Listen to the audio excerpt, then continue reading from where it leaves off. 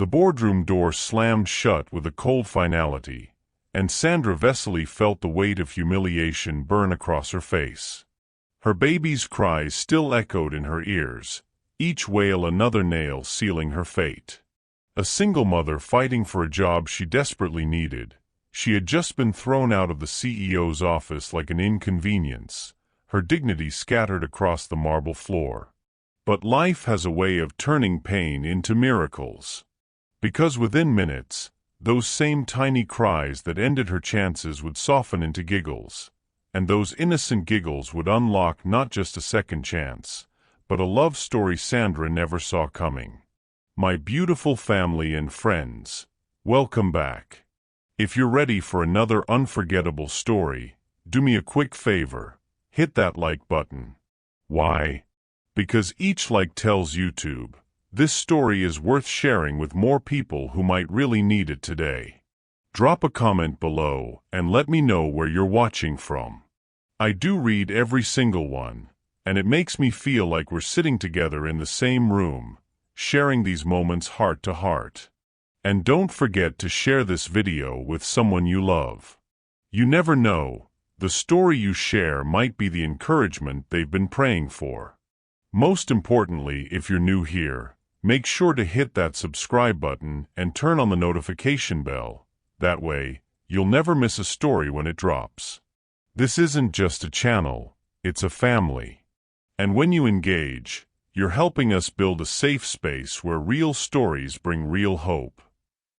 Sandra Vesely's mornings began with the same anxious ritual, a cracked alarm clock buzzing at 5 a.m., the faint chill of her small apartment clinging to the air, and the muffled whimpers of her daughter stirring in the next room. Life was never easy, but it had sharpened her resilience into something almost unbreakable, almost. Sandra was 29, a single mother with skin the color of deep mahogany and eyes that told the story of sleepless nights and silent prayers.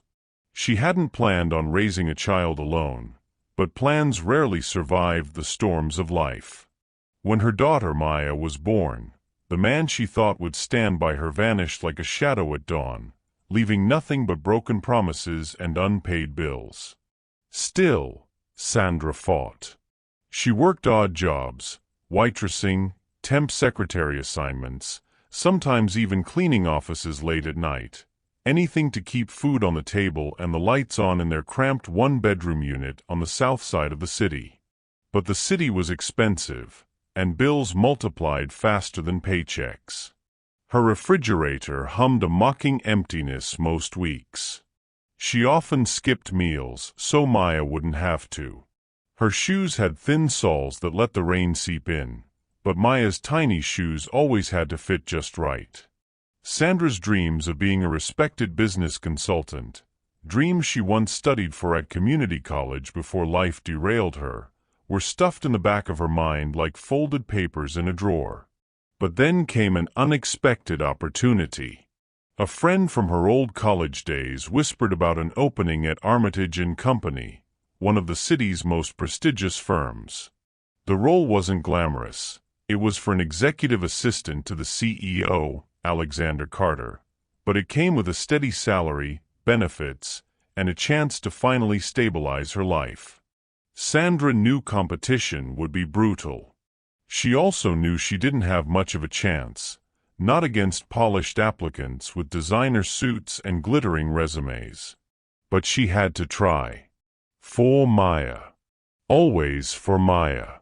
The morning of the interview, Sandra dressed carefully.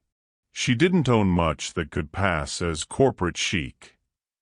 Her only suit was a faded navy blazer she had bought secondhand 3 years ago. She pressed it with an iron that sputtered steam like a dying kettle. Her blouse had a tiny tear near the seam, which she carefully pinned.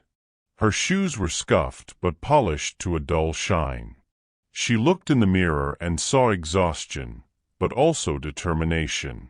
Maya, only 2 years old, clung to her mother's skirt as Sandra gathered her documents into a worn leather folder. "Mama, where we goin'?" she lisped, her curls springing in every direction. "To a place where maybe Mommy can get a good job," Sandra said, kneeling to kiss her forehead. "But you have to be on your best behavior, okay?" Childcare had fallen through. Her neighbor, who usually watched Maya for a few dollars, had called last night to say her own child was sick. Sandra had no choice but to bring Maya along and hope the receptionist would let her keep her daughter quietly in the waiting area. It was risky, unprofessional, even, but survival rarely allowed for perfection. Armitage and Company's headquarters rose like a tower of glass and steel, catching the morning sun in a blaze that seemed to mock Sandra's frayed blazer. She carried Maya on her hip as she walked through the revolving doors into a world of polished marble floors, fresh-cut flowers in gleaming vases, and men and women in tailored suits striding with confidence. She felt out of place immediately, a pebble in a sea of diamonds. The receptionist, a young blonde woman with immaculate nails, raised an eyebrow as Sandra approached. "Yes. I'm here for the interview with Mr. Carter," Sandra said, shifting Maya's weight as the child clung shyly to her neck.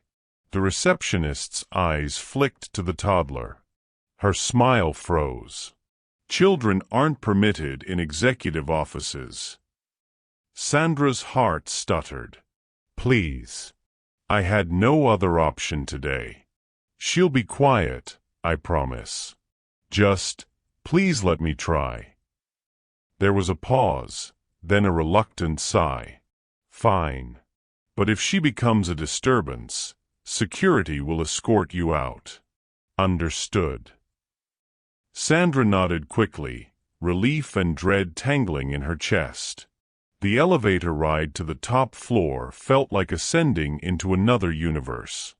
When the doors opened, Sandra found herself staring at heavy double doors framed by frosted glass.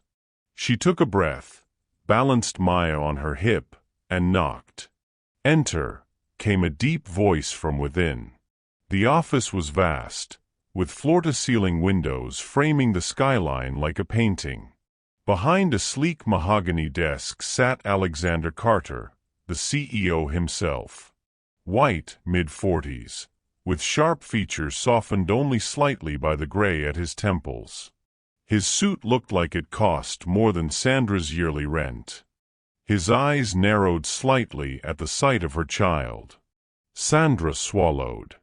"Mr. Carter, thank you for seeing me. I'm Sandra Vesely. But before she could finish, Maya squirmed in her arms. A soft whimper escaped, quickly growing into a full-throated cry. The sound shattered the quiet luxury of the office. Sandra bounced her gently, whispering frantically, "Shoo, baby, please, not now." But Maya's cries only grew louder, echoing against the glass and wood. Alexander's jaw tightened. He stood slowly, walked around the desk, and with clipped words said, "Miss Vesely, this is not a daycare. I don't conduct interviews with distractions." Sandra's throat burned. "Please, sir, just give me 5 minutes. Security will show you out." The finality in his tone crushed her. Her cheeks burned with humiliation as she gathered her folder, clutching her still-crying daughter close. The security guard who appeared didn't shove her, but his presence was enough to press her out through the doors and back into the sterile hallway. The slam of the CEO's door echoed behind her like a verdict. Sandra staggered into the lobby, her heels clicking too loudly on the marble. She sank onto a bench near a fountain, tears pricking her eyes. She had risked everything, borrowed bus fare, pressed her best outfit, rehearsed answers all night, only to be tossed out like she didn't matter. Maya, sensing her mother's despair, hiccuped and quieted. Then, as if to heal the wound she had just caused, the little girl began to giggle. Sweet, bubbling laughter that seemed out of place in the sterile corporate lobby. Sandra looked at her daughter's face, round cheeks, toothy grin, eyes wide with innocence, and something inside her steadied. She kissed Maya's curls. It's okay, baby. Mommy will find another way. We always do. She didn't know that behind a pane of glass on the mezzanine, Alexander Carter stood watching, his expression unreadable. He had dismissed her, yes. But the sound of that child's laughter lingered in his ears longer than he expected. Something about it cracked through his armor of wealth and success, stirring a memory he thought long buried. For the first time in years, Alexander Carter found himself unsettled and curious. Have you ever been dismissed, overlooked, or humiliated when all you wanted was a fair chance? What kept you from giving up in that moment? Sandra doesn't know it yet, but her darkest rejection is about to plant the seed for her greatest transformation. Sandra didn't remember walking out of Armitage and Company's gleaming glass doors.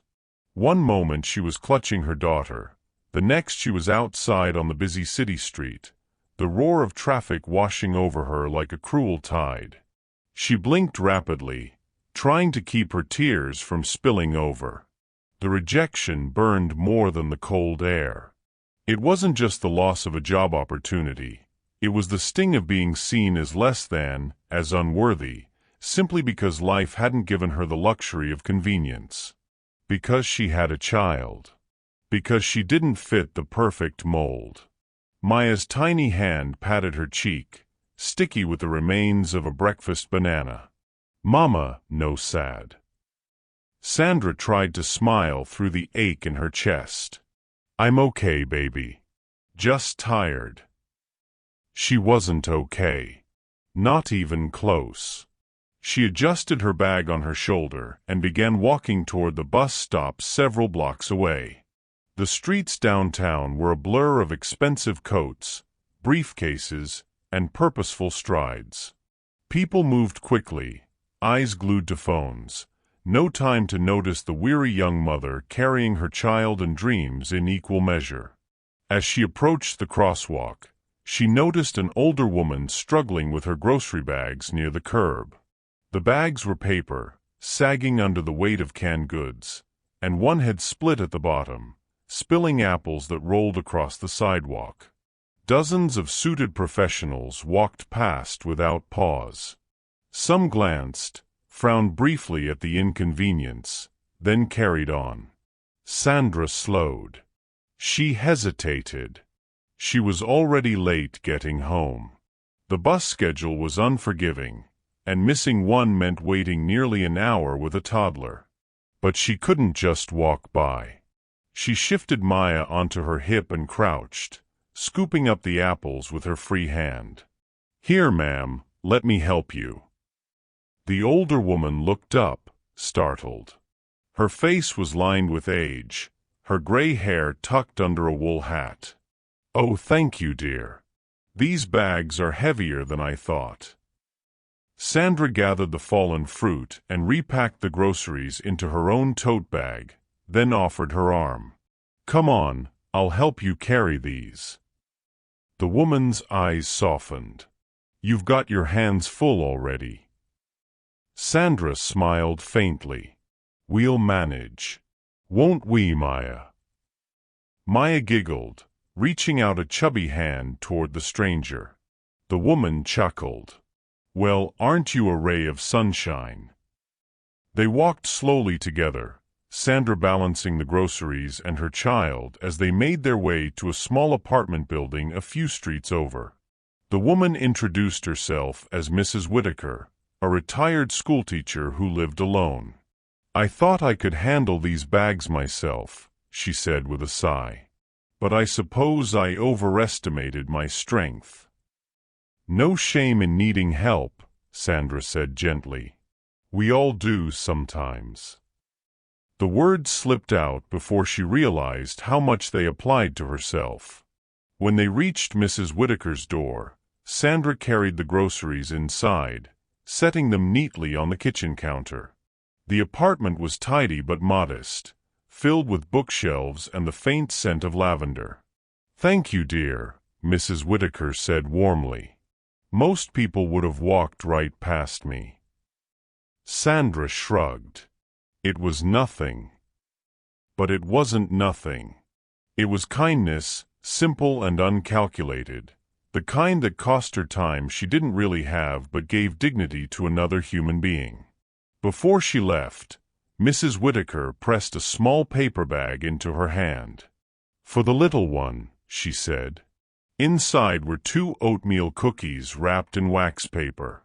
Sandra's throat tightened. "You didn't have to." "I know. But I wanted to." What Sandra didn't know was that Alexander Carter had followed her. He hadn't meant to. After dismissing her so coldly, something about the way she'd held her daughter in the lobby lingered with him. He had gone to his mezzanine office window and seen her leave the building, her shoulders slumped but her arms still steady around her child. He told himself he was merely curious. Curious why a woman would dare bring her child into a CEO's office. Curious why her daughter's laughter still echoed in his ears. Curious enough to shrug on his coat, leave his building through a side door, and watch from a distance as Sandra walked down the street. He saw her pause to help Mrs. Whittaker. He saw her kneel to gather apples, juggle her own child, and still smile at a stranger. He saw her walk 3 blocks out of her way to deliver groceries to an old woman who most people ignored. It unsettled him. In his world, kindness was often transactional. Board members smiled to get favors. Investors feigned interest to secure deals. But this woman, dressed in second-hand clothes, carrying more burdens than most, gave her time and energy freely, with no expectation of reward. Alexander Carter returned to his office that afternoon distracted. Back in her apartment, Sandra laid Maya down for a nap and sank into the sagging couch. She nibbled one of the oatmeal cookies, the sweetness mingling with the salty tang of tears she hadn't realized were falling. She thought about the interview she'd lost, about the humiliation of being dismissed, her worth measured and discarded in less than a minute. But then she thought about Mrs. Whittaker's grateful smile, about how Maya's giggles had lightened the moment, like a patch of sunlight breaking through storm clouds. Maybe she hadn't earned a job today, but she had reminded someone they weren't invisible. And somehow that mattered. That night, Alexander sat alone in his penthouse, nursing a glass of bourbon. The city skyline glittered outside, but his gaze was inward, fixed on memories he usually kept buried. His younger sister, Lily, had been only a child when she died. She used to laugh, high bubbling giggles that filled their house with joy. That sound had been ripped away when illness claimed her too soon. It was Maya's laughter in the lobby that had broken something open in him. That was why he couldn't dismiss Sandra from his mind. And seeing her help Mrs. Whittaker? It gnawed at him. She had been kind when no one was watching. Kind when she had every reason to be bitter. He realized he had judged her too quickly. Harshly. Unfairly. And he wasn't sure why it bothered him so much. The next morning, Sandra bundled Maya into a thrift store coat and walked to the bus stop again, heading to a small diner where she sometimes picked up extra shifts. As they waited, she noticed a young man nearby struggling with a flat bicycle tire. Without hesitation, she knelt, balancing Maya against her hip, and helped him reseat the chain that had slipped. Her hands became streaked with grease, but she smiled when the young man thanked her profusely. Another small kindness. Another ripple in a world that often felt cold. What she didn't know, what she couldn't know, was that Alexander Carter had quietly made a call that morning to his head of HR. "Find out everything you can about a woman named Sandra Vesely," he instructed. "I want to know who she is." The act of kindness wasn't dramatic. Sandra didn't save a life or make headlines. She simply carried groceries for an old woman and helped a stranger fix a bike chain. But that's what made it powerful. Her kindness was consistent, instinctive, born not of wealth or abundance but of empathy carved out of hardship. And that was what began to change everything. Would you stop to help if it meant missing your bus, being late, or risking something important? What does kindness look like in your everyday life? Sandra's choice cost her precious time, but it planted the seed of something that would soon grow into a second chance she never imagined. Sandra's alarm clock buzzed its broken rattle at 5 a.m. once again, and the routine resumed like clockwork, though her heart still bore the sting of yesterday's rejection. She sat at the edge of her narrow bed, rubbing her temples. Bills were spread across the nightstand, overdue notices stamped in red ink, her rent due in less than a week, and a letter from the power company warning of disconnection. She pressed her hand against the pile as though she could keep them from multiplying, but the weight of reality pressed back harder. From the next room, a little voice sang off-key. Maya was awake, humming some version of the alphabet song she'd half-learned at daycare. Sandra smiled despite herself. She rose, tucked her emotions away like folded clothes in a drawer, and went to her daughter. "Morning sunshine," she said, lifting the toddler into her arms. Maya's curls tickled her cheek, and the small warm body against hers felt like both a burden and a blessing. "You hungry?" Maya nodded solemnly. "Pancakes." Sandra chuckled. "We don't have pancakes, baby. But we've got oatmeal." She stirred the thin oats on the stove, wishing she could make them richer, creamier, with fruit or honey. Instead, she added a pinch of sugar and stirred until the mixture thickened. She served Maya with a smile, watching her eat happily as though it were a feast. Later that morning, Sandra dropped Maya at the neighbor's apartment. The woman's child had recovered enough to play quietly, and caught the bus to the small diner where she sometimes worked shifts. The neon sign outside buzzed faintly, "Sonny's Diner," though the paint was peeling. Inside, the scent of frying bacon mingled with the clatter of plates and the hiss of the coffee machine.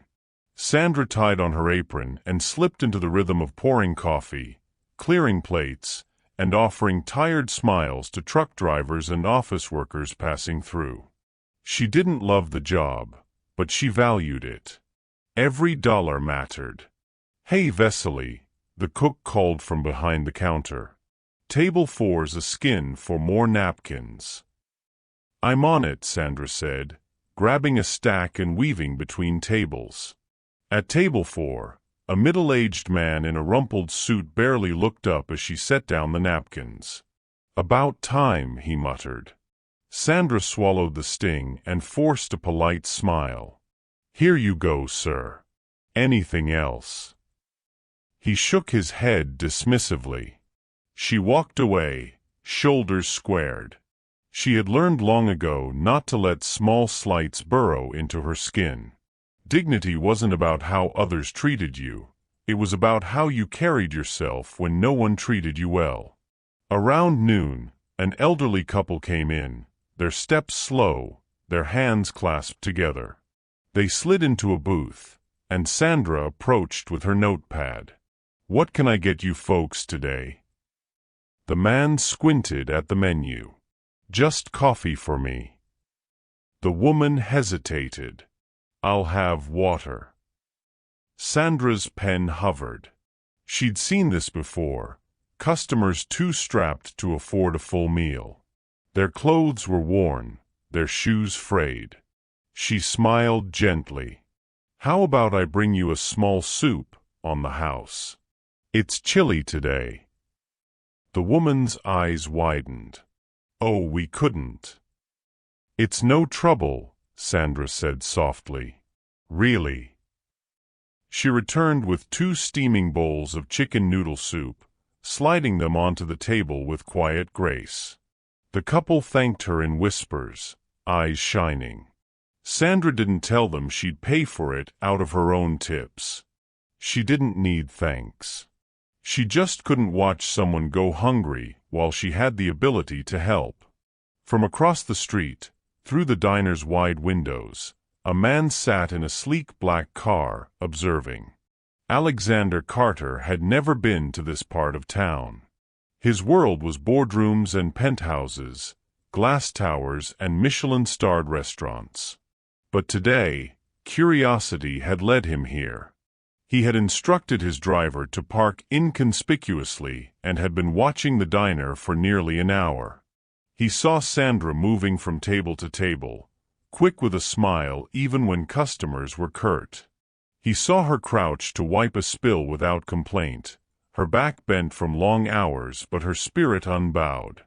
And he saw the moment with the elderly couple, the way she quietly covered their meal with her own earnings, her kindness unnoticed by anyone else. Something in him tightened. She wasn't performing. She wasn't angling for approval. She was simply kind.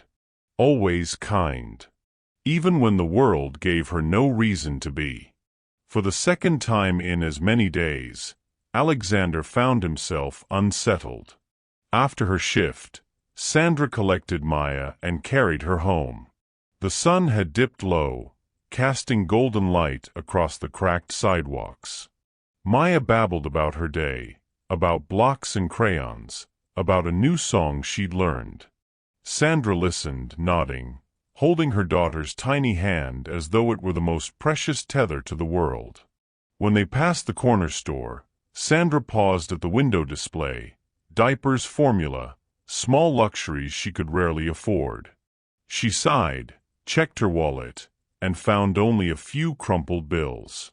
Enough for bread and milk, nothing more. Inside the store, she paid the cashier with exact change, every coin counted carefully. Maya tugged at her sleeve. "Candy, Mama?" Sandra knelt, pressing a kiss to her daughter's forehead. "Not today, baby. Maybe next week." Maya pouted briefly, then giggled when Sandra tickled her belly. Sandra smiled, hiding the ache in her chest. That night, after Maya was asleep, Sandra sat by the dim lamp in the living room. She opened her worn leather folder, the one she'd carried to the interview, and pulled out her old college transcripts. She had once been a promising business student. Professors had praised her sharp mind, her potential to rise high. But then life had intervened. Pregnancy, abandonment, bills, dreams deferred. She traced the faded ink on the transcripts, her heart heavy. She still wanted that life, the chance to use her mind, to contribute more than coffee refills and late-night cleaning shifts. But wanting and having were two different worlds. A knock at the door startled her. It was Mrs. Whitaker, clutching a tin of homemade bread. "For you and the little one," she said warmly. Sandra's eyes filled with tears. "You didn't have to." "I know," Mrs. Whitaker replied. "But I wanted to." Meanwhile, Alexander sat in his office late into the night, reviewing the report his HR team had compiled. Name, Sandra Vesely. Age, 29. Education, partial degree in business administration, incomplete. Employment, waitress, temp secretary, cleaning services. Dependents, one daughter Maya, 2 years old. Financial status, below poverty line, multiple debts, at risk of eviction. He skimmed the pages, then paused at the note. Community references speak highly of her character. Known for helping neighbors, volunteering occasionally despite financial strain. He leaned back, exhaling slowly. This woman, who had walked into his office with desperation in her eyes and a crying child in her arms, was more than just another applicant. She was resourceful, compassionate, resilient. And he had thrown her out without a second thought. The realization pricked his conscience in a way few things ever had. The next morning, Sandra woke to find an eviction notice taped to her door.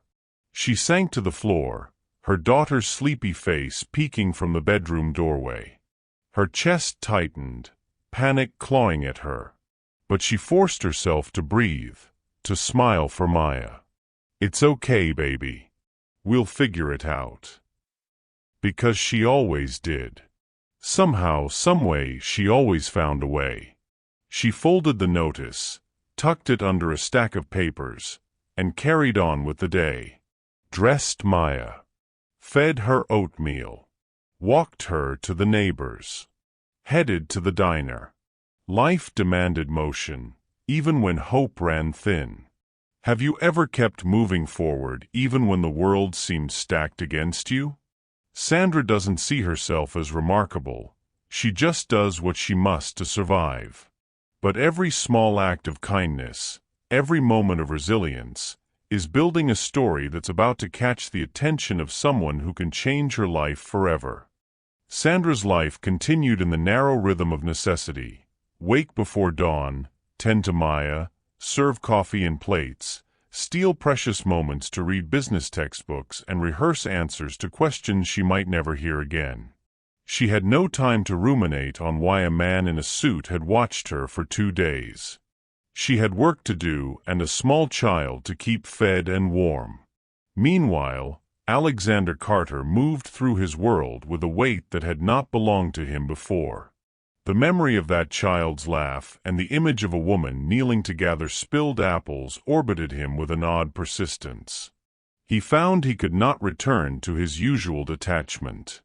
The dossier HR had produced sat on his desk like a splinter he could not remove.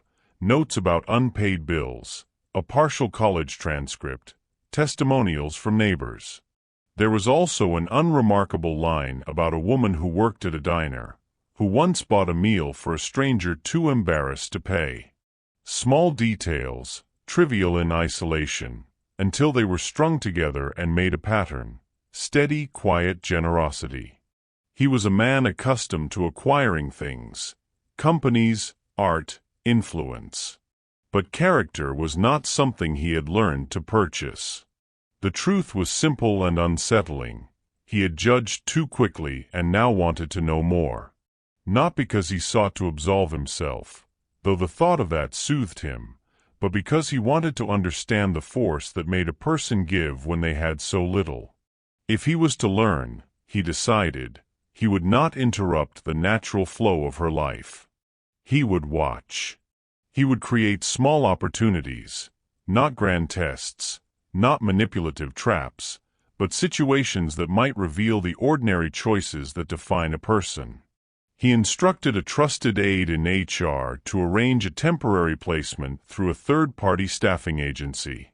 The assignment would be remote from his own office, in a satellite department that handled logistics and vendor relations, a modest, functional space where competence mattered and soft-heartedness could be observed in context. The agency was given Sandra's resume. They offered her a short-term contract for clerical work, an honest job, plausible and unremarkable. The arrangement was precise. No fanfare, no special accommodations. If she accepted, she would believe she had earned the work on her own. At the diner, life went on unchanged until the day an envelope was slid across Sandra's station with the tip jar rattling beneath it. Inside was a slip of paper, a note from the temp agency confirming her placement, and an address to the satellite office. The extra money she earned that week padded her pockets just enough to make rent seem less like an impossible cliff. She went through the motions, signed forms, supplied references, learned unfamiliar printers and password protocols, without assuming the world owed her anything. The office was a low-ceilinged room with humming fluorescent lights and a kettle that always boiled too slowly. It felt 1,000,000 miles from the marble expanses of Armitage and Company, and to Sandra, that was a relief. She could perform this work. She could be competent. She could be useful. The tests Alexander imagined were small and humane. There would be nothing to compromise a person's dignity, no staged emergencies, no cameras peering into private moments. He wanted to watch the natural choices she would make when presented with ordinary moral openings. Would she be honest when a stray envelope of cash was left in a drawer? Would she take 5 minutes to help a panicked colleague? Would she show mercy when a supplier faltered and asked for leniency? These were the contours of character he cared about. On her second week at the office, a man from a vendor company arrived in a panic. He had misfiled an invoice and the payment was scheduled to process incorrectly, which would cause a delay that could have impacted a small family-owned supplier. The office manager was out to lunch and the junior clerk on duty was flustered, hands trembling over forms. Sandra, who had been filing in the corner, noticed the man's hands and the color that drained from his face. She moved quietly to where he stood, explained the filing system with calm clarity, and took the time to rewrite the entry in a way that would not trigger the error. The task required extra attention. It meant staying later that evening to reconcile accounts. No one asked her to. No one praised her. She did it because it needed doing. Outside, Alexander recorded small notes in his own way. He had not come to the office that day, but a reliable third party, someone he trusted to observe without interfering, brought back a simple memo, handled vendor problem. Stayed late. No complaint. Quietly competent. The phrase quietly competent lodged in his chest and refused to dislodge. It suggested a person who did not perform for applause. It suggested a rootedness that had nothing to do with resume keywords and everything to do with integrity. Other tests were quieter. A coworker misplaced a wallet one Thursday morning. It was thick with receipts and a driver's license. If the finder were unkind, they could pocket the cash.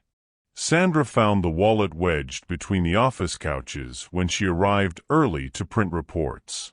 She opened it, found a few crumpled bills, and sat with the choice for a few long seconds. No one would know if she set it aside and took the money. She could pay a utility bill that way, perhaps buy a better pair of shoes for Maya. Her fingers hovered over the bills, and then she walked the 5 minutes across the corridor to the clerk's desk and handed it in.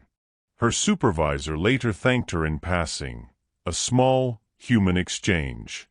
The decision to return the wallet cost her nothing but time and resulted in the quiet warmth that comes from a small right action.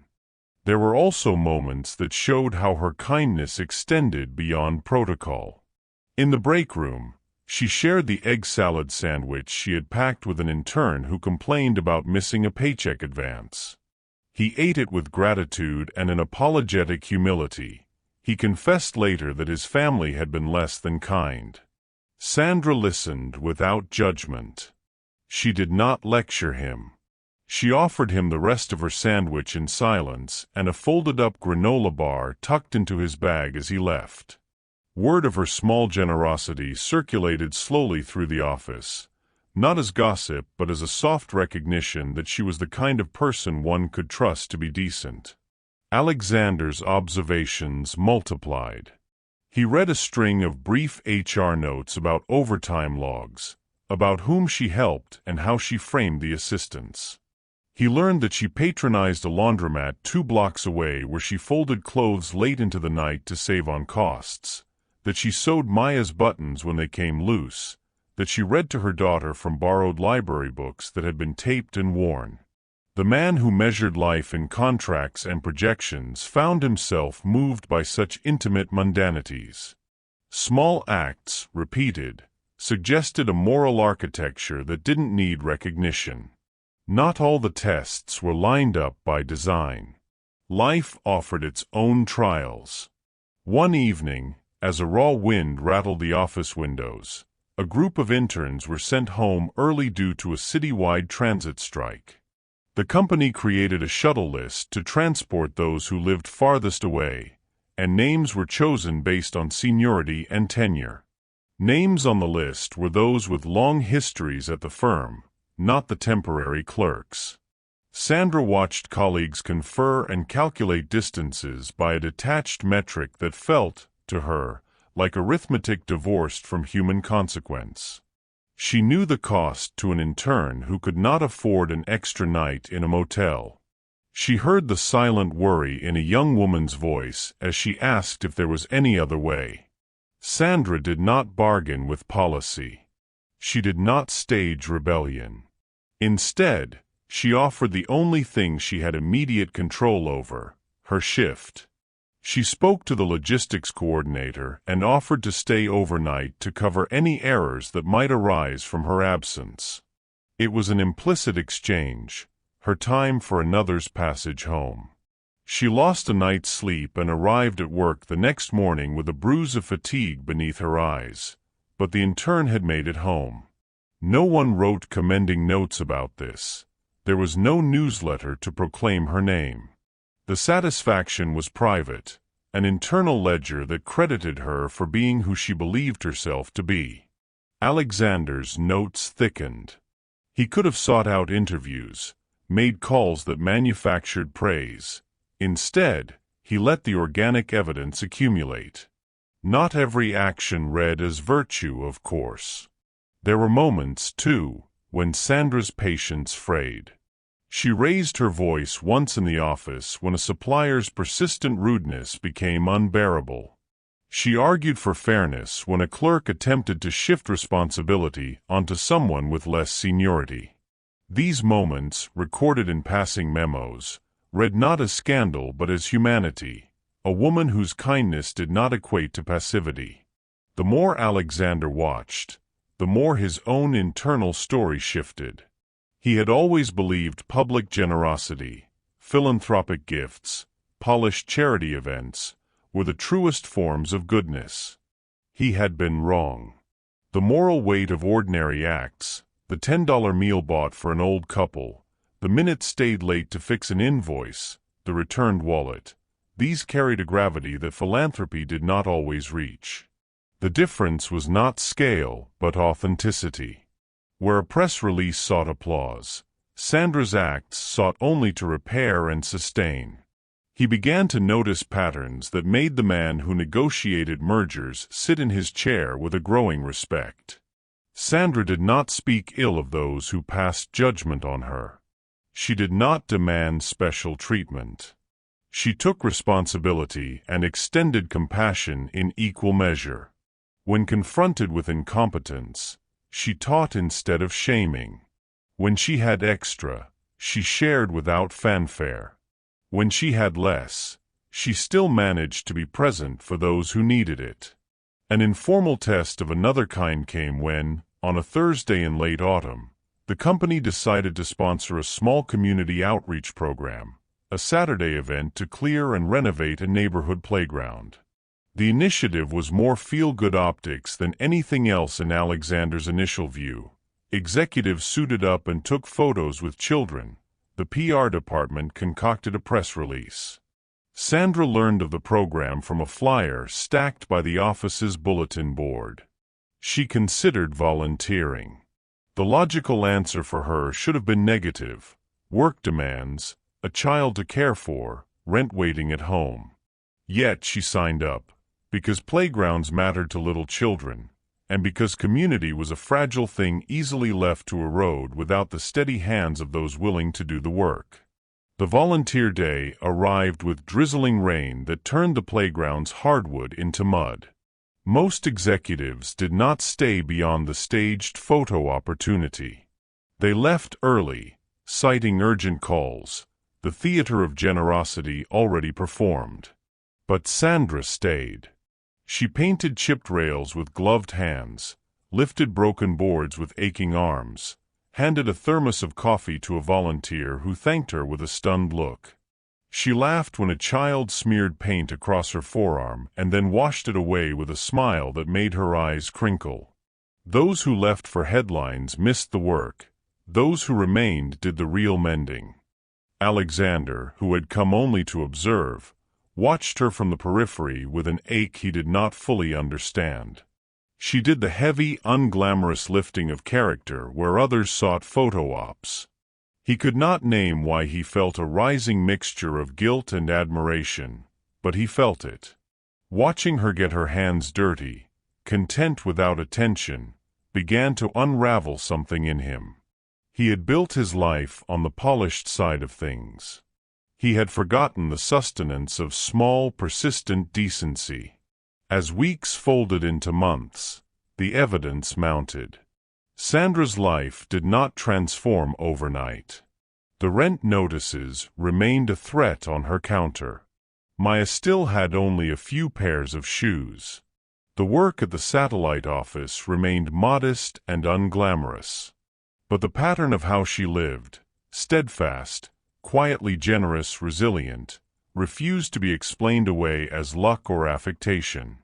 Alexander had hoped, in some private calculation, to discover a flaw that would prove his initial judgment right. Instead, he discovered consistency. If goodness were to be judged, it would be by repetition, not spectacle. Occasionally, he caught himself imagining what it would mean to lift the burden she carried. The thought arrived unbidden, to offer a stable opportunity, to remove the looming threat of eviction with a hand that had the resources to do so, to provide childcare that allowed her to study, to finish the degree she had paused. But he resisted action. The watching felt purer in a strange way. It gave him time to confront his reasons. He wanted to be certain his impulse was not about repairing his own conscience, but about honoring the person he had come to respect.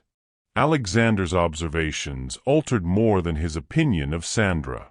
They began to alter the contours of his interior life, softening his reflexes of judgment, enlarging his capacity for empathy.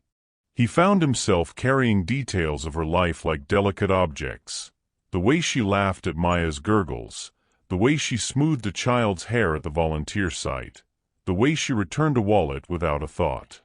He noticed, too, how she kept going after humiliations, a dismissal at a CEO's office, the constant grind of financial precarity, with a dignity that had nothing to do with public acclaim. It felt to him like encountering a moral education that had been denied to him in his own upbringing. One cold evening, as he reviewed the most recent notes from his aide, Alexander realized that his hands, used to pressing pens and signing checks, now wanted to do something different. Not as a recompense for his earlier harshness, but as an acknowledgement of the reality of her life. The realization did not come as a magnanimous flash.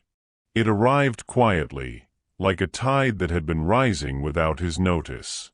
Testing had revealed the truth. Sandra's moral compass was not a veneer to be admired from a safe distance. It was a lived practice. And in watching her, Alexander felt the tense line of his own life begin to slacken. When someone watches you quietly, without praise, without interference, what does your true character reveal? Are your small choices aligned with the person you want to be? Sandra's life is changing not because one dramatic act proved her worth, but because countless ordinary decisions revealed who she truly is. Reflect on one small, unobserved kindness you've done recently. What did it reveal about you? Sandra's kindness did not arise from nowhere. It had roots, deep, tangled, and weathered by time. To understand the woman who quietly returned a lost wallet or stayed late to fix an invoice was to trace the small, persistent violences and mercies that shaped her life. She had been raised in a small row house 2 neighborhoods over, the eldest child of a mother who worked double shifts at a nursing home and a stepfather who left when the money stopped stretching. Their apartment smelled of boiled rice and laundry detergent most nights. The television was a generous luxury. As a girl, Sandra learned the economy of care early. When her mother came home with tired feet, she would take the baby from her arms and soothe, learning, in practice rather than lecture, the small mechanics of consolation. Responsibility lodged inside her like a constant companion. School had been both an escape and a map. Teachers noticed a certain steadiness in her, a seriousness that, at 13, looked like maturity and at 17, looked like potential. Scholarships and late-night study sessions led to community college courses in business. She loved systems, the way numbers could be coaxed into sense, the idea that structure could protect people from chaos. It felt entirely practical. Knowledge could be converted into income, income into stability, stability into a safe home for a child not yet conceived. Then life intervened. The man who once promised to build that safe life fractured under pressure. His departure arrived with no dramatic scene, no shouting, no courtroom summons, only silence and the slow erosion of promises. Sandra found herself, unexpectedly and alone, pregnant with a daughter she adored. The loss was not only of a partner but of a version of herself she had once imagined, the graduate businesswoman who would climb into offices and speak confidently at meetings. Instead, she learned diaper changes and early morning feedings. Her textbooks gathered dust. The college administrative office told her, gently and without malice, that without steady attendance and tuition she could not continue. The dream did not vanish. It was economized, folded into small recyclable packets of hope. Financial precarity became an education of a different sort. She learned where to find discounted groceries and how to mend shirts with a needle in 10 minutes flat. She learned to wake before dawn and carry plates and coffee through the clink of the diner's morning rush. She learned to read library books at night by a lamp, the pages blurring from fatigue but never losing the words. In the spare hour she kept, she read essays about business ethics and management, not because she needed them for anyone else's approval, but because they felt like breathing exercises for the part of her that refused to be defined by scarcity. Compassion, in Sandra's life, was a practical habit. When your household budget allows no margin for error, when neighbors are also stretched thin, generosity becomes a strategy and a covenant. You return a borrowed cup of sugar not because of public recognition, but because you know you will need it back. You buy a soup for an elderly stranger not because it will change the world, but because it will keep someone warm tonight. These were not sentimental gestures. They were extensions of a livelihood built on reciprocity. There were losses, too, that shaped her hard edges. A younger brother had been arrested in a night fueled by desperation. A cousin lost a job and moved away, swallowed by a city that often swallowed people whole. She watched people she loved fail and rebound, fall and try again. Each failure taught her humility. Each recovery taught her hope. In the quiet hours, when Maya slept and the television hummed low, she wrote business plans on the back of grocery receipts. She sent tentative emails to community colleges requesting re-entry. She folded applications into envelopes, dated them with a hope that felt smaller and truer than the grand dreams of her 20s. These fragments explain how she moved through the world. They explain why, with rent notices at her door and a toddler on her hip, she could still pause to pick up spilled apples for a stranger. It was not an extravagance. It was the practice of a life lived under constraint, honed into something like moral efficiency: measure, act, give when possible, receive without shame when necessary. Meanwhile, the man watching from offices of glass carried his own history, though it looked different on the surface. Alexander Carter's life had been one of accumulation, wealth, status, the tidy trophies of corporate success. He had been raised in a house that taught him to value order, a place where displays of emotion were either carefully curated or discouraged. Grief had been a private commodity. Losses were addressed with protocol and distance. Thus his reaction to Sandra's presence, initial annoyance, a brisk dismissal, was almost predictable. In his world, unpredictability was to be contained. Yet beneath the boardroom polish lay a Fisher Alexander rarely acknowledged. Years earlier, His younger sister had fallen ill.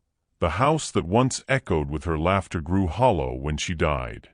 The sound of a child's laugh, then, was not merely noise, it was an ache. It recalled a sweetness his life had tried to archive and move past. That shock of memory explained the first loosened hold on his immediate judgment, but not the sustained curiosity that followed. His position afforded him levers few others could access. He owned influence over hiring pipelines, budgets, and the capacity to anonymize a job offer.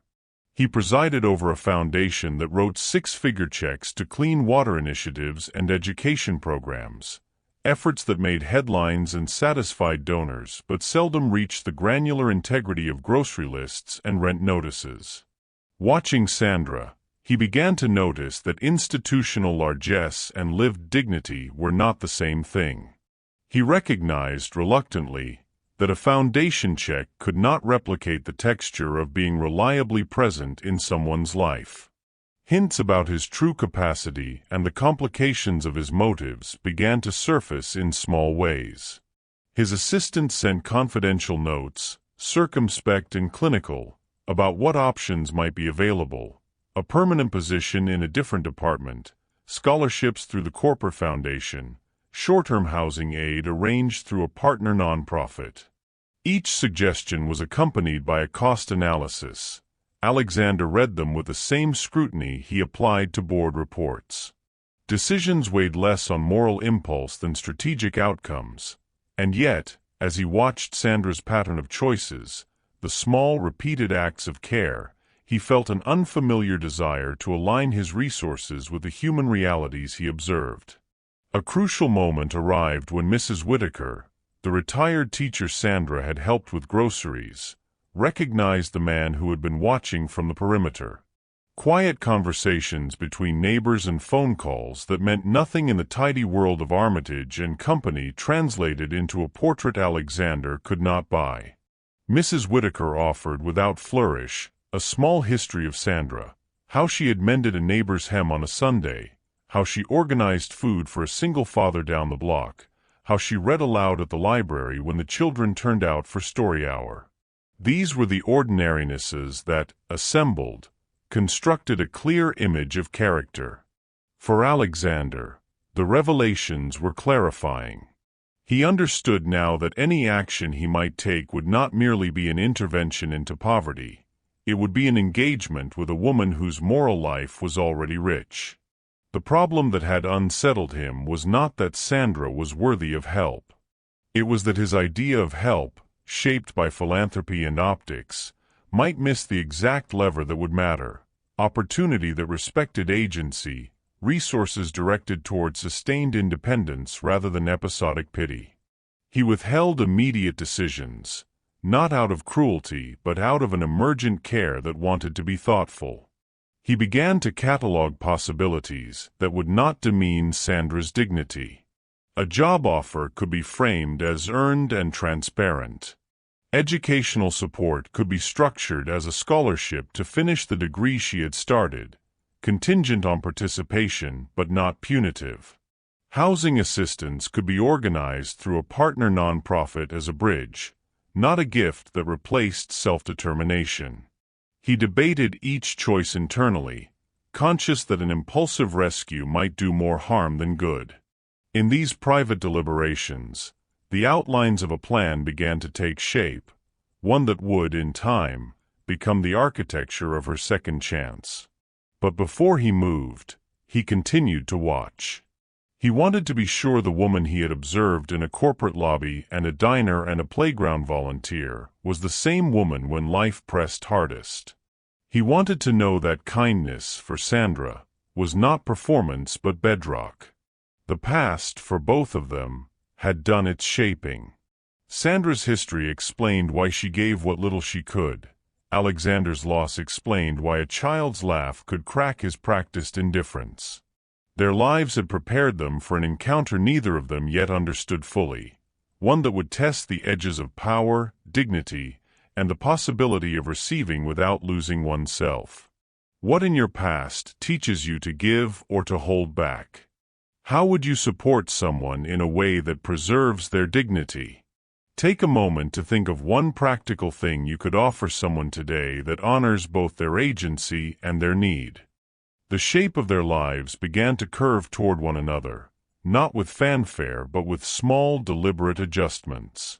Alexander's interest, once a prick of curiosity, had evolved into a careful attention that felt less like surveillance and more like stewardship. He still refused to name himself in her life, preferring structures and intermediaries, but the interventions he authorized were precise, designed to respect Sandra's autonomy while easing the grinding friction of poverty. It started with a modest, anonymous payment that cleared 1 month's rent. The eviction notice that had haunted the hallway of her building vanished as if by mercy. The money arrived not as charity announced with trombones and press releases, but as a quiet deposit to an account she used for essentials. To Sandra, it felt like a reprieve from the universe, an envelope slipped under a door, a good fortune she did not expect. She did not know who had seen her name on a list and decided, for reasons she could not guess, that it was worth removing an immediate threat to her daughter's security. She simply received it, folded the notice into the back of a drawer, and breathed. That breath expanded into other small freedoms. Through an intermediary charity, one of those local non-profit organizations Alexander's foundation sometimes worked with, a place opened in a subsidized childcare program. The slot was the difference between her taking evening classes and staying trapped in the same shift cycle forever. It meant a steady block of 2 evenings a week when Maya would be cared for in a safe space while Sandra sat in a classroom finishing the management course she had once abandoned. The arrangement was bureaucratic and matter-of-fact, an application, an approval, a keycard. No curtain call. No donor name on a plaque. But for Sandra it was transformational. She felt, for the first time in years, that her decisions might be about more than immediate survival. They might be investments in a future she could shape. Meanwhile, Alexander continued to watch. He read the quarterly notes from the nonprofit liaison and the HR summaries from the satellite office, collecting the evidence of what his interventions accomplished. Each document carried small human details: Sandra attending night classes in a thrifted blazer, a line about Maya's laughter at daycare, the way a teacher praised Sandra's punctuality. Those lines registered in Alexander not as bullet points, but as the texture of a life being mended. The connection between them, in this stage, was asymmetrical by design. He had the resources, she had the lived strength. He wanted to ensure that any assistance preserved her dignity. So when he approved the childcare subsidy, he also approved an application for a modest laptop through a community program, a tool she could use for coursework, resume building, and eventually for work that demanded more than a quick temper and steady hands. The laptop arrived in a plain box with a note, "For your studies," from someone who believes in second chances. Sandra read the note with a caution that felt almost practiced. Gratitude warmed her face, but she did not let herself look for the hand that gave it. Between these anonymous gifts and the steady, visible evidence of her competence at the satellite office, something subtle changed in Sandra's posture. She still rose before dawn, still stretched dollars like thread, still soothed Maya's fevers at 2 in the morning. But now she kept a calendar with classes circled and syllabi bookmarked. The edges of hope were no longer just fantasies tucked into drawer corners. They were obligations she had signed up for, commitments to herself as much as to any eventual employer. Maya grew in ways that felt like soft miracles. The subsidized daycare meant consistent meals and a routine that soothed the child's temperament. Maya's giggles, once the precarious chorus that had gotten her mother thrown out of a CEO's office, became a steady sound that threaded through their apartment. Mrs. Whitaker noticed the change first: a small pair of shoes donated on a rainy Tuesday, a new crayon set left over at the doorstep. The neighborhood registered the shift as well, Sandra taking her daughter to the library on Saturdays, reading aloud for story hour, trading cookbooks with other parents. The ripples were quiet and cumulative. Alexander watched all of it and found his responses shifting toward a tenderness he did not expect. He had started by monitoring, then moved to structuring aid, and now felt the urge to act more personally, to step beyond the impersonal channels he had relied upon. Yet he resisted revealing himself. He had become invested in allowing Sandra to accept help without the humiliation that sometimes attends patronage. The distance was part of the gift, if a gift could be anonymous yet designed to amplify agency. He wanted her to feel the world was being kind without having to bow to any single benefactor. Their connection deepened in other less direct ways. Sandra's competence at the satellite office began drawing attention from managers who were not privy to his interest. She received a tentative offer for a more permanent role that would involve vendor relations across a cluster of smaller accounts, reliable hours, a steady paycheck, the chance to move beyond temporary contracts. The offer came as a result of her consistent performance, late nights reconciling invoices, smoothing supplier tensions, and showing a willingness to mentor newer clerks. To Sandra, it felt like a natural next step, earned and welcome. She accepted with a quiet gratitude that felt both weary and fierce. Alexander learned of the promotion through formal channels. An HR notification marked internal progression, and he allowed himself a small private satisfaction. Her advancement was not the product of his hand alone, it was the fruit of her labor. He had eased the path, but she had walked it herself. That distinction mattered to him. As their lives threaded closer, Alexander's internal life adjusted in small but telling ways. He found himself critiquing the language used in his own philanthropic briefs. The sterile talk of capacity building and impact metrics felt insufficient in the face of a woman who measured impact in diapers changed and late-night study hours. He began to redirect a portion of grant money toward programs that provided not only episodic relief but predictable, dignifying support, child care subsidies, tuition assistance, and microgrants for essential household items. The decisions were quiet, approved in the margins of quarterly meetings, but they reflected a shifting philosophy, a recognition that dignity requires structures as much as charity. Sandra, for her part, noticed patterns without inspecting their source. A helpful voucher, a timely grant application acceptance, the new job offer, these floated into her life like fortunate coincidences. She began to fold them into her narrative as signals that her persistence mattered. She did not yet suspect Alexander's hand. She assumed, reasonably, that someone somewhere had simply decided to be kind. She wrote thank-you letters to nameless donors, tucked them into envelopes addressed to the non-profit organizations that had facilitated the help. In her letters she expressed humility and hope, never assuming she was owed anything beyond the chance to try again. The growing connection was, in other ways, an education for both. For Alexander it was a lesson in the limits of money and the virtues of restraint, when to step in and when to let someone be the author of their own progress. For Sandra it was the slow uncoiling of confidence, an understanding that help could be a ladder and not a chain. They remained apart in proximity, yet closer than before in consequence. Alexander found himself imagining scenarios in which he might meet Sandra on equal footing rather than as an unseen rescuer. He rehearsed conversations in his mind where agency and gratitude could coexist without shame. He feared, too, that revealing himself might disrupt the fragile autonomy that had begun to take root in Sandra's life.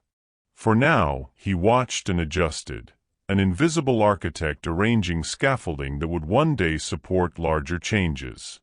In the quiet of their respective nights, each carried the other as a presence that altered decision-making and tempered desires. Sandra planned, saving token amounts from each shift. Alexander, who had once built empires on the assumption of control, learned the nuanced patience of accompaniment. The bridge between their worlds was forming not by dramatic gestures, but by the patient stitching of practical support and mutual respect. The true test, both of their intents, had not yet come. This period of growing connection was a prelude, an ethical and emotional rehearsal for the moment when power would meet vulnerability face to face. For now, the small acts, an anonymous rent payment, a childcare slot, a laptop and a plain box, a promotion earned by late nights, were enough. They altered days, shifted possibilities, and taught both of them a lesson, that love in its first incarnation here could begin as responsible care. It did not announce itself with trumpets. It arrived as practical mercy that saved dignity while preserving agency. Think about someone you know who's quietly working toward a better life. What practical, dignity-preserving help could you offer them today? An hour of babysitting, a referral, a pass along a job listing. Small scaffolds change the course of a life more gently and more lastingly than dramatic rescues. For a life already measured in narrow margins, catastrophes rarely arrived singly. They compounded like interest on a debt, quiet at first, then suddenly ruinous. The morning Sandra Vesely learned that her temporary placement was ending, the winter sky was the color of old metal.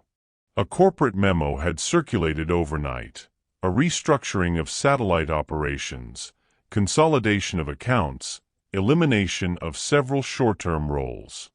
The language was sterile: realignment, cost optimization, resource reallocation, but the impact was immediate and human. Names were circled on lists. Contracts were terminated. The promise of steady hours and a paycheck slipped through Sandra's fingers like water. Losing the job felt, in one motion, like losing a piece of forward motion she had only just regained. The promotion had not yet taken effect. The laptop, the childcare slot, the rent reprieve, each had been a fragile scaffolding, newly placed. Now the scaffolding trembled. She absorbed the news with a practiced steadiness. Practical next steps crowded her mind.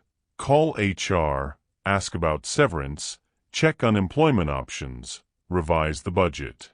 But in the spaces between plans her fear grew teeth. How long until the eviction notices returned? How many more nights could they sleep on a mattress warmed by worry? The math of survival closed around her. Food, utilities, diapers, daycare, every item a countdown. She kept her voice small, as though volume might draw fate's attention and force it to act. Then, as if fate were intent on confirming its cruelty, Maya grew ill. It began with a fever that climbed in the afternoon like an invisible hand pressing a thermostat higher and higher. At first Sandra thought it was a routine viral fever. Children got them. Daycare sent notes about colds. But Maya's skin felt hot under Sandra's palm, and her breathing sounded shallow at times. The temperature climbed. By the late evening, the little chest that had giggled in lobbies and painted playground rails was tight and pained. The hospital wait was long and sterile and cold. Plastic chairs, flickering lights, the smell of antiseptic that never quite promised safety, only the absence of immediate harm. Sandra sat with Maya in her arms, a thin hospital blanket around the child's legs, eyes tired from sleepless nights already spent. Nurses moved with practiced calm, asking questions, taking vitals, writing notes that translated into diagnoses and next steps. The diagnosis: severe dehydration with complications, an infection requiring observation and 4 fluids, was clinical and clear. The implications were less so: bills, caretaking, the logistics of work, calls to a landlord who had not been kind the last time an eviction notice appeared. Help appeared unevenly. Mrs. Whitaker rushed over with a thermos of warm tea and a small comfort blanket she had kept folded in her closet for years. Volunteers at the clinic offered smiles and spare crackers. But institutional aid, emergency funds, social work interventions moved at the pace of paperwork. A nurse suggested pediatric payment options, and a social worker handed a list of agencies that might offer short-term assistance. Each suggestion required time, documentation, proof of need, and time was the one thing Sandra did not have in abundance. There was an acute crystalline moment when the world pared itself down to immediate survival. A child's shallow breath, the mechanical beep of a monitor marking a pulse, the sterile hiss of oxygen. Sandra recited the list of contacts she could call. Numbers yielded hold music and then recorded messages. Her hands shook when she dialed. She pleaded quietly with people who had agency she lacked. She refused to dramatize her fear in the waiting room. It was a private terror, an elemental animal worry that a mother has for a child. Alexander Carter received the news in the form of memos. Corporate restructuring reports arrived with spreadsheets and meeting minutes. The satellite office consolidation had been debated in boardrooms and justified by quarterly trends. He read the line that listed which positions would be dissolved, and Sandra's name, which had come to him as a string of small virtues, appeared next to a hollow cylinder labeled role redundancy. The HR liaison noted the termination would take effect at the end of the month and attached a summary of severance and available community resources. It was all proper and procedural. Minutes later, another note crossed his desk. A social liaison from the hospital had called, reporting a pediatric admission in an adjacent neighborhood and asking whether the company's employee assistance program could be accessed for a non-employee in emergency circumstances. The two notes, one corporate, one human, did not reconcile easily. They presented two different logics, the business logic that trimmed expenses and the moral logic that registered human suffering and required urgent response. He watched, from the removed vantage he had cultivated, the way paperwork met flesh. The dissonance tightened his chest. He had allowed distance to be his primary instrument of care, anonymous rent payments, mediated childcare slots, until now. The crisis revealed the hazard in distance. When institutions retract, individuals fall into gaps that spreadsheets cannot anticipate. The woman he had been watching, whom he had tested and admired, now sat exposed at the intersection of policy and need. Sandra's crisis was not only logistical. There was a moral humiliation in the confluence of failure and care. She had tried to keep outward calm, to maintain dignity in the face of shrinking options. But watching her child pale under fluorescent lights, shivering despite blankets, she felt something raw and furious fester inside. Rage at a system that measured human beings in efficiency reports. Rage at a world in which a toddler's laugh could break through a CEO's composure but not by itself summon consistent protection. She had always answered others' requests for help with immediate action. Now she found herself on the receiving end of the same need and had to endure the awkwardness of requesting aid. Thought of the woman returning a wallet without announcement, of her late-night classes, of the nights she had sacrificed sleep to study. He thought of her daughter's laugh, the sound that had unfastened something in him months before. His hands, used to signing large checks and approving mergers, hesitated over a form he had not wanted to sign, a petition for immediate aid. His hesitation was not simply pragmatic, it was ethical. He had watched her dignity and wanted to preserve it. Yet the test of his compassion had shifted. Watching was no longer sufficient. He could arrange for emergency funds anonymously, or he could engage formally and risk the indignity that comes with publicized rescue. He had delayed long enough that indecision had become culpable. Late into the night, after the monitors steadied into a less alarming rhythm and the clinic staff assured Sandra that Maya would be admitted for observation and hydration, he acted. Not with the fanfare of a CEO making headlines, but with the quietness of someone who understood how small gestures could alter trajectories. He directed the foundation to release an emergency grant, not an ostentatious check with a plaque, but a transfer routed through the hospital's social services to cover immediate care and to provide a short bridging stipend. He also requested that HR pause the finalization of Sandra's termination until alternative roles across the company could be evaluated. The moves were procedural, humane, and careful. They were meant to protect without humiliating.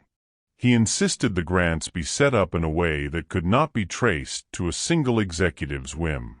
The intention was not to make a spectacle, but to act as a last-minute hand under someone falling. When the social worker called Sandra with news that financial help had arrived to cover Maya's initial hospitalization and that HR would revisit her status to explore other roles, she felt tears she could not quite form. Relief was not a tidy thing. It was a tremor that carried guilt and gratitude intertwined. She accepted assistance with a wary grace, mindful of the vulnerabilities that came with receiving. The crisis did not vanish with money wired and forms adjusted. There were still weeks of recovery ahead, job uncertainties to navigate, and the residue of fear that would not dissolve overnight. But the immediate rupture, the stark possibility of losing shelter while a child lay ill, had been softened. For Sandra, it offered the precarious space to breathe long enough to think beyond immediate survival. For Alexander, it was a summons to reconcile his capacity with his conscience and to consider whether influence could be used to steward hope rather than simply assuage guilt. In that hospital waiting room, with the soft hum of machines and the steady rise and fall of her daughter's chest, Sandra realized that survival was sometimes a communal act. It had required neighbors, hospital staff, and an invisible chain of decisions reaching into offices she had once feared to enter. The crisis had shown her the limits of individual effort and the potential of calibrated aid. The crisis point had been reached. The fall had been caught, for now. But the questions it raised, about dignity, about power, about when to step in and how, would demand answers that neither of them could defer for long. When someone you know is at their breaking point, what would you offer? Money, time, a listening ear, or advocacy with institutions? Think of one concrete step you could take this week to help a neighbor in crisis without eroding their dignity. The reveal did not arrive as spectacle. There were no chandeliers dimmed for dramatic effect, no stage lights trained on a single trembling human. Instead, it came in the quiet, deliberate way Alexander had learned to do everything of consequence since he had begun to pay close attention. Through paperwork, through intermediaries, through careful calibration meant to preserve dignity. But the truth of who he was and why he had been watching could no longer be contained in anonymous grants and mediated aid. The moment for naming had come, and with it the anxiety of exposure for both of them. Sandra received the invitation on a pale Tuesday, tucked into a plain envelope that bore only an office logo she recognized from the satellite office memo headers. The note requested a meeting to discuss an opportunity related to continued engagement with the firm and a review of supports previously discussed.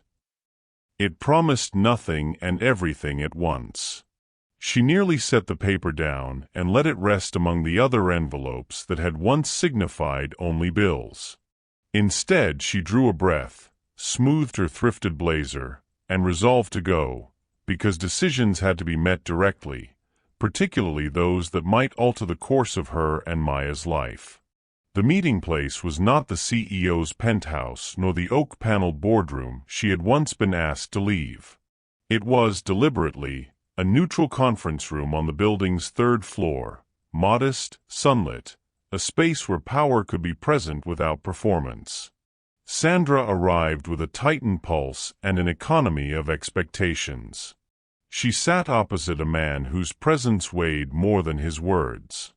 Alexander Carter entered with the composed gait of someone used to commanding rooms, but his face carried the humility of a man who had been undone by laughter and small, repeated acts of grace. He did not launch into an apology that begged absolution. Instead, he spoke with an unvarnished honesty shaped by the months of watching. He explained succinctly and without melodrama how he had first seen her, a hurried dismissal in his office that he had delivered with more cruelty than he could now justify. He admitted to following her that day, to the way her daughter's giggle had lodged itself like a foreign light inside his chest. He described how he had watched her in the diner and at the satellite office, how he had read HR notes and community references, and how the accumulation of evidence had convinced him of something that could not be quantified on a quarterly report. Sandra lived by actions that did not ask to be recognized. His confession included the mechanics of the help she had received, anonymous rent relief, the child care slot, the laptop, and the mediation that had paused her termination so that HR could explore alternate placements. He explained these not as favors bestowed top-down, but as attempts to scaffold opportunity without spectacle.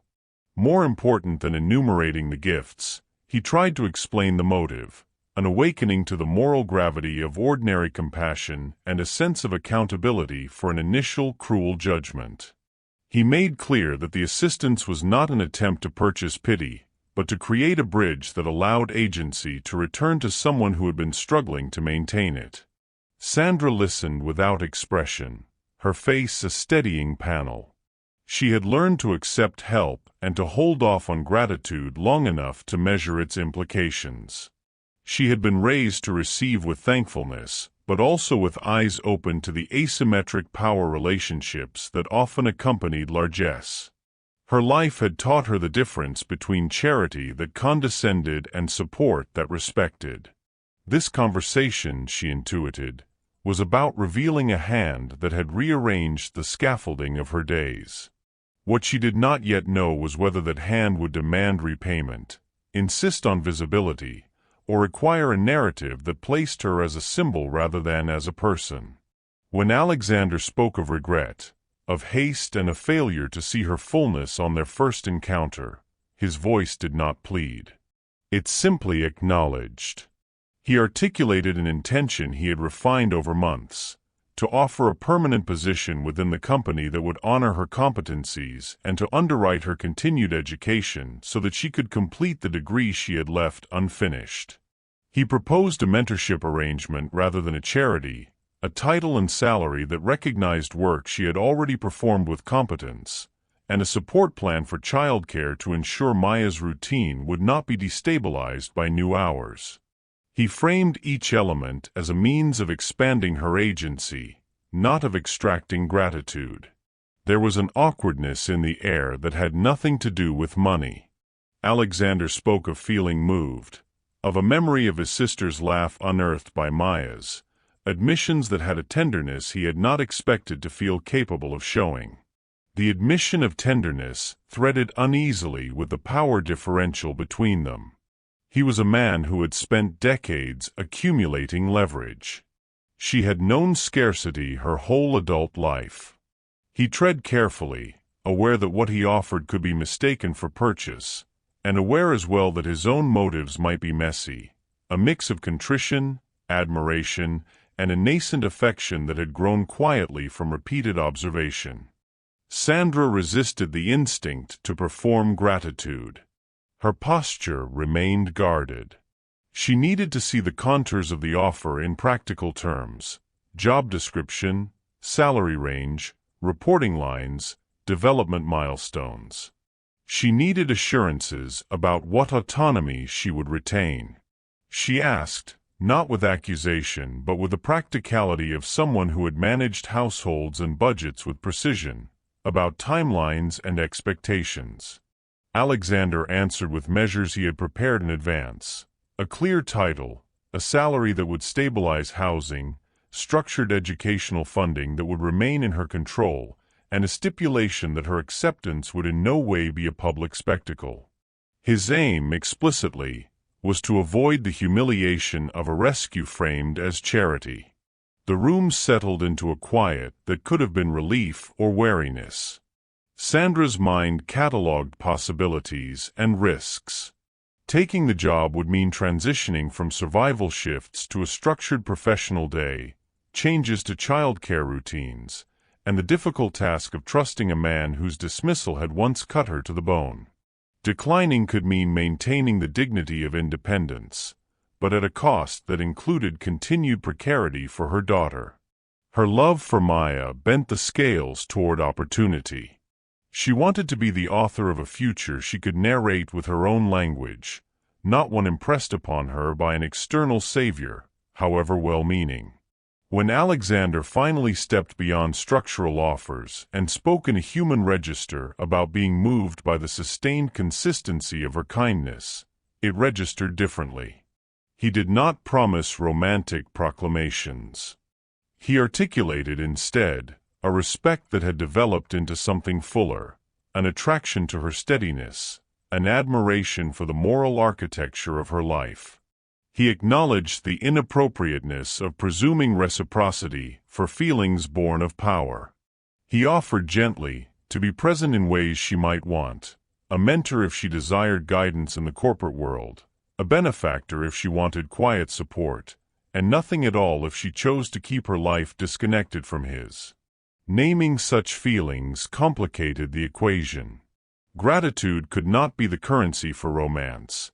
The asymmetry of resources meant any declaration would be fraught. Alexander recognized this and offered to place a clear boundary. The offer on the table would be the same whether or not she accepted any personal overture. The work, the funds, the childcare, those things were independent of any other development. The intention was to ensure that any attraction could not operate as leverage. The carefully drawn boundary was itself an act of respect, though imperfect in its efficacy. For Sandra, the revelation was a narrowing and a widening. She felt the past contraction of humiliation reopen into the possibility of a different life path. Simultaneously, she braced against the vulnerability of being known in a way that could make her feel indebted. She accepted the job offer with a stipulation, a probationary period where she could gauge whether the environment honored the dignity promised in the meeting. She accepted the educational funding with the requirement that the scholarship be administered through a non-profit partner and not as a direct corporate endowment in her name. She accepted childcare supports that would begin immediately. She refused, gently, any public acknowledgement of the gifts. The decision left both of them unsettled in ways neither had fully anticipated. Alexander felt the relief of having done what his conscience demanded, yet he also recognized that the act of naming himself had closed certain doors as quickly as it opened others. The intimacy of anonymity, the quiet beneficence that had allowed Sandra to believe for a while that the world could be kind without strings, was gone. In its place stood a more complicated reality, a professional relationship, bolstered by resources, shadowed by the potential for something more tender. As they rose from the table, the tension had not yet been resolved. The offer had been made, the lines had been drawn. The next act, the decision that would transform charity into partnership and awkward admiration into genuine reciprocal connection, would require time, patience, and tests less formal than any HR protocol. The revelation had occurred. The stakes had become clear. The life-changing moment lingered ahead, close enough to feel real, distant enough to demand courage. When someone with power offers you help, what conditions protect your dignity? Consider what boundaries you would set if you were offered a life-changing opportunity today. How would you ensure the help respected your agency? The transformation did not arrive like a lottery win or a fairy tale coronation.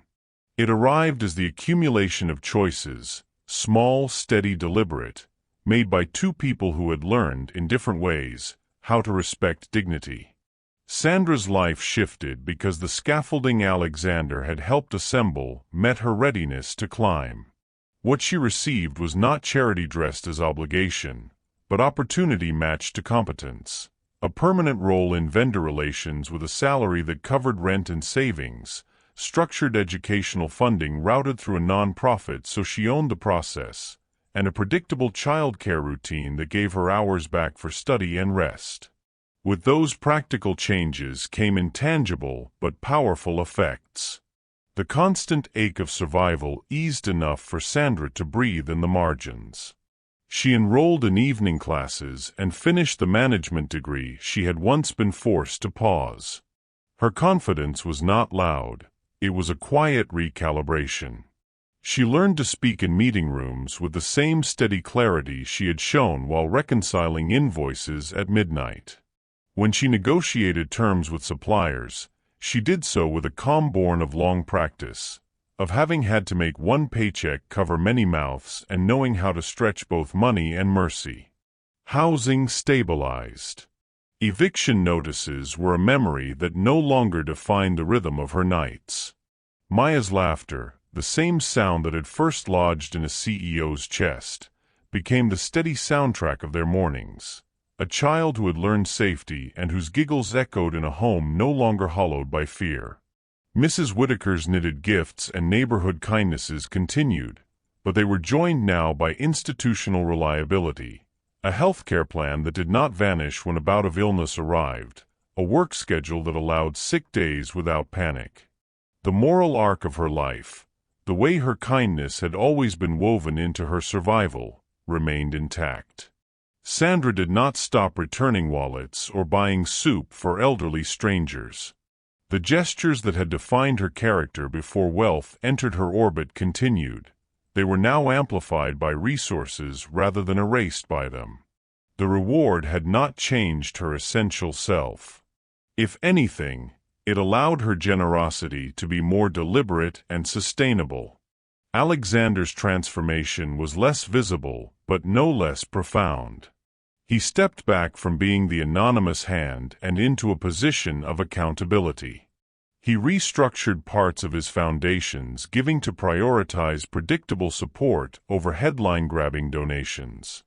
He learned to listen before deciding, to fund programs that increased agency rather than dependency. And in the private sphere, the admiration he had felt for Sandra, first a respect for her consistency, then an affection born from proximity and moral resonance, matured into an intimacy that honored boundaries. Their relationship did not rewrite the inequities between them overnight. Power differentials remained. Alexander still held privileges she had never known.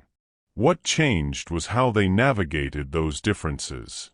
He never made assistance conditional on personal favor. He accepted her terms.